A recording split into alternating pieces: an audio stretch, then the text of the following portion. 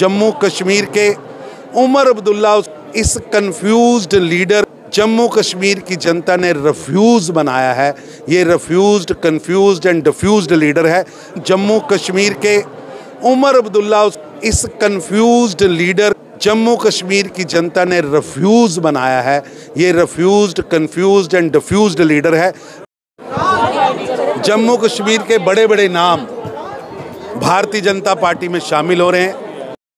नेता कांग्रेस छोड़कर, आम आदमी पार्टी छोड़कर भाजपा में आए हैं और 18 लोगों को तो मैंने खुद हाथ से पटका डाला है।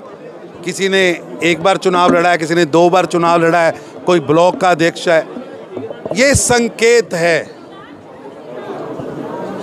कि जम्मू कश्मीर की जनता प्रधानमंत्री मोदी जी से असीम प्रेम करती है और जिस तरह प्रधानमंत्री मोदी जी ने 370 और 35 से तोड़कर जम्मू कश्मीर को दास्ता से मुक्ति दी है और जम्मू कश्मीर आगे बढ़ रहा है। आज स्पष्ट हो चुका है कि उमर अब्दुल्ला भारत के नहीं, विश्व के सबसे कंफ्यूज्ड लीडर है। वो कंफ्यूजन में ही रहते हैं। कभी वो कहते हैं मैं जेल से जमानत नहीं कराऊंगा, फिर बाहर आते हैं। कभी कहते हैं मैं चुनाव नहीं लड़ूंगा, फिर चुनाव लड़ते हैं। कभी उनके पिताजी कहते हैं चुनाव लड़ूंगा, फिर वो कहते हैं वो नहीं लड़ेंगे। कभी कहते हैं मैं श्रीनगर से लोकसभा लड़ूंगा, फिर नहीं लड़ते। कभी कहते हैं मैनिफेस्टो ठीक है, कभी कहते हैं गलत है। कभी कहते हैं 370 और 35 से तोड़ी जाएगी, फिर कहते हैं इस चुनाव में उसका कोई मतलब नहीं है। कभी कहते हैं एससीओ का आरक्षण वापस लाऊंगा, कभी कहते हैं एसटीओ का आरक्षण वापस लाऊंगा, कभी मैं वो करूंगा, कभी ये करूंगा। इतने कंफ्यूज्ड लीडर आज तक नहीं देखे। अगर विश्व के अंदर किसी कंफ्यूज्ड लीडर का कोई इंटरनेशनल अवार्ड होगा तो मैं समझता हूं जम्मू कश्मीर के उमर अब्दुल्ला उसके लिए सबसे उत्तम चॉइस होंगे। इसीलिए इस कंफ्यूज्ड लीडर को जम्मू कश्मीर की जनता ने रिफ्यूज़ बनाया है।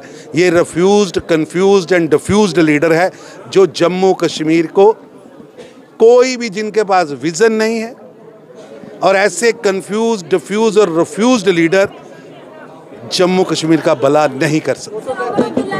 आपको नहीं जानता, कोई बात नहीं, उनकी जनरल नॉलेज कुछ कम होगी तो मैं उसके लिए उन्हें निवेदन करूंगा। वो विदेशी किताबें पढ़ते हैं और अखबार भी लंदन का ही पढ़ते हैं। कभी कभी भारत का अखबार खोल लें, कभी कोई हिंदुस्तान की किताब पढ़ लें तो उन्हें पता लग जाएगा कि कौन कौन है। अभी तक उन्होंने इटली का चश्मा, राहुल जी उनको दे गए हैं, इटली का चश्मा लगाकर लंदन की किताबें पढ़ते हैं। रहते तो जम्मू कश्मीर में, उनका घर भी लंदन है, विचार भी लंदन के हैं, सोच भी लंदन की है। इसलिए मैंने तो उन्हें कहा था और आज भी कह रहा हूँ, पहले भी जम्मू की धरती से कहा था, उस कंफ्यूज लीडर से मेरा निवेदन है, उमर अब्दुल्ला साहब से, कि आइए आतंकवाद पर बहस कर लें। 7 दशकों से, 3 पीढ़ियों से आप जम्मू कश्मीर के नेता हैं।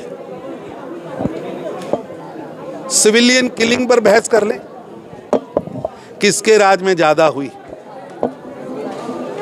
आतंकवाद की घटनाओं पर चर्चा कर लें, उनके द्वारा और उनकी पार्टी द्वारा जिस तरह आतंकवादियों को महामंडित किया गया उस पर चर्चा कर लें। और मैं तो आप सबसे निवेदन करूंगा, आप बहुत बड़े बड़े चैनल के पत्रकार हैं, लोकतंत्र में प्रेस भी एक बहुत बड़ा साधन होती है। आप में से कोई बेटी, कोई बेटा, कोई बड़ा, कोई भाई, कोई बंधु इस डिबेट को ऑर्गेनाइज करें। आमने सामने बैठ के चर्चा करेंगे कि कौन जिम्मेवार है। मैं एक बार फिर दुनिया के सबसे कंफ्यूज्ड नेता उमर अब्दुल्ला साहब को जम्मू कश्मीर की सुरक्षा के ऊपर, जम्मू कश्मीर के विकास के ऊपर ओपन बहस के लिए निमंत्रण देता हूं।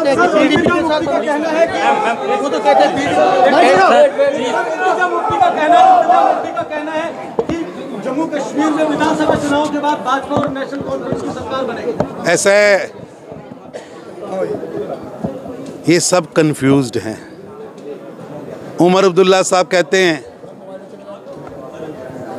कि 370 वापस नहीं आएगी, मैनिफेस्टो कहता है 370 आएगी। असल में इनका मैनिफेस्टो ही झूठ का पुलिंदा है। रही बात, भारतीय जनता पार्टी अकेले चुनाव लड़ रही है और हमें पूरा विश्वास है कि जम्मू कश्मीर के अंदर चाहे रेल नेटवर्क हो, चाहे रोड नेटवर्क हो, चाहे गांव-गांव के अंदर सड़क बनाने की बात हो, विकास की बात हो, शांति की बात हो, विश्वास की बात हो, प्रधानमंत्री मोदी जी ने जम्मू कश्मीर की जनता का दिल जीता है। निश्चित रूप से जम्मू कश्मीर की जनता का आशीर्वाद मोदी जी को मिलने वाला है। ऐसा है कि जब भी राहुल जी आते हैं तब वो एक पॉलिटिकल टूरिज्म करके जाते हैं। उनकी फोटो छपती है कभी स्नो बॉल खेलते हुए, कभी स्नो स्कूटर चलाते हैं। अभी पिछली बार आए थे, कितनी सीटों पर कांग्रेस लड़ेगी इसका निर्णय तो उन्होंने ट्वीट नहीं किया, कौन सी सीटों पर लड़ेगी इस पर की ट्वीट नहीं किया। क्या विचारधारा होगी, क्या नैरेटिव होगा, क्या मैनिफेस्टो होगा, ये भी उन्होंने ट्वीट नहीं किया। लाल चौक की कुल्फ़ी खाते हुए, आइसक्रीम खाते हुए उन्होंने फ़ोटो शेयर की। वो आते रहे, पॉलिटिकल टूरिज़्म के नाते जम्मू कश्मीर का विकास टूरिज़्म देखें। और मैं उन्हें इतना ही कहना चाहूँगा, राहुल गांधी जी, जब 10 साल आपकी सरकार थी या उससे पहले आपकी जब भी सरकार थी, आप छुट्टियां बताने के लिए विदेश जाते थे, अपनी नानी जी के घर इटली जाते थे। कभी भारत में दुनिया का स्वर्ग कश्मीर नहीं आए, कभी गुलमर्ग नहीं गए, कभी लाल चौक नहीं गए। जिंदगी के 50 वसंत बाद आप गुलमर्ग आए हैं, स्नो बॉल खेला है, लाल चौक में कुल्फ़ी खाई है। ये सब आज इसलिए हुआ है कि प्रधानमंत्री मोदी जी ने जम्मू कश्मीर में शांति और विकास और विश्वास ये तीनों स्थापित किए हैं। आज जहां आप कुल्फ़ी खा रहे थे वहां ISIS का झंडा चढ़ता था।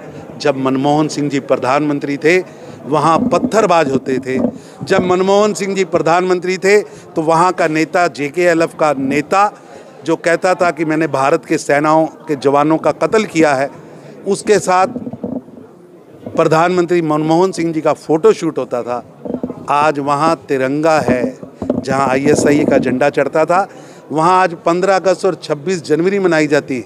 वहाँ तिरंगा लेकर लोग घूमते हैं और आप भी कुल्फ़ी खाने आते हो, क्योंकि नरेंद्र मोदी जी ने शांति, विकास और विश्वास किया है। निश्चित रूप से कुछ महीने बाद मैं उनको कहूँगा आइएगा ज़रूर, शपथ ग्रहण में भी आइएगा। ट्रेन में बैठकर श्रीनगर जाने का लुत्फ़ भी उन्हें जल्दी मिलने वाला है, क्योंकि प्रधानमंत्री मोदी जी ने श्रीनगर तक ट्रेन पहुँचाने का कार्य जो शुरू किया है वो कुछ ही दिनों में ख़त्म होने वाला है। राहुल गांधी की न्याय भारत जोड़ो यात्रा से कुछ वोटिंग में फर्क पड़ेगा इस विधानसभा चुनाव में सर? ऐसा है कि राहुल गांधी की भारत जोड़ो यात्रा, आप उसको सीरियस मानते हैं? उनकी भारत जोड़ो यात्रा एक ट्रेडमिल वॉक है, ट्रेडमिल वॉक। जो ट्रेडमिल वॉकर होता है वो ट्रेडमिल पर लगातार घंटों भी दौड़े, एक कदम भी नहीं आगे बढ़ता। ट्रेडमिल पर दौड़ने वाला एक कदम भी आगे नहीं बढ़ता। उसी तरह राहुल गांधी की भारत जोड़ो यात्रा दिशाहीन, एजेंडाहीन एक ऐसी यात्रा थी जो ट्रेडमिल वॉक से ज़्यादा कुछ नहीं।